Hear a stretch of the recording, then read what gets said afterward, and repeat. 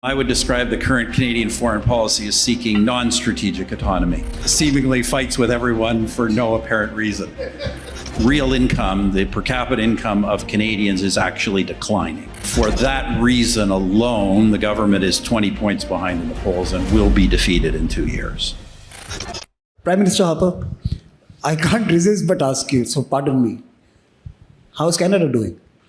I mean, look, I don't know how to phrase this question, but millions are talking about your country. You must be happy, right? I've tried to be diplomatic about this. We've talked, and I've heard you talk, Samir, about parts of the world, India certainly, that's so central to ORF, the Gulf, and maybe a few others seeking what you call strategic autonomy. Correct. I would describe the current Canadian foreign policy as seeking non-strategic autonomy. That is seemingly fights with everyone for no apparent reason. So look, we'll just leave that aside. Look, the reality in Canada is this, and look, I'm not a supporter of the government. I think everyone knows that, so my views won't be a big surprise, but I think objectively speaking, first of all, I might dispute with David about how well the American economy is actually doing. It's clearly not doing well in Canada. In fact, the real income, the per capita income of Canadians is actually declining in the last couple of years. And there are very few prospects of growth.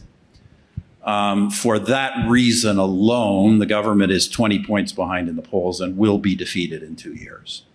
So that's kind of the prospects for Canada. And I don't think, you know, there's always, of course, a chance that a government's in trouble, seeks a bunch of new policies to turn things around, but I think we're likely looking at 2 long years and then a change of government, and then we'll see what happens. Your assessment of what's happening in Afghanistan, why have you forgotten about Afghanistan? I think that's a fair question to ask. We move to the next crisis. Nothing has been done about the previous one. And there's a question that was asked by James, Africa. And is it time to get our act together, work together as a coalition from the Indo-Pacific to Europe, to put together something which is worthwhile for that continent? I would reiterate some of the things said. When I said there needs to be a reassertion of American and broader Western leadership, I'm not referring just to security. I do think we've also kind of lost the focus on development leadership as well. And I think that's the coordination and the development and the really getting into that business back into that business in a very meaningful way with a very different model than the Chinese and Russians and others are offering is something very important that needs to be done. And Afghanistan?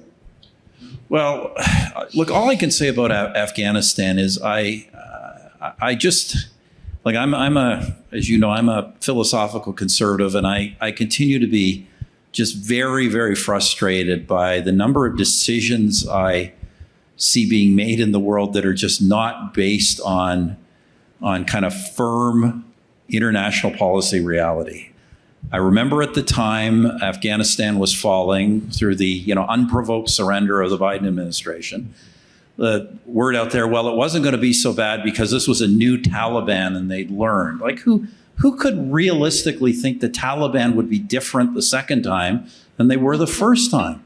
And I say, I just keep hoping that somehow we will banish these kinds of notions in our thinking and bring a lot more hard-headedness to international affairs, because the Afghanistan thing is a disaster.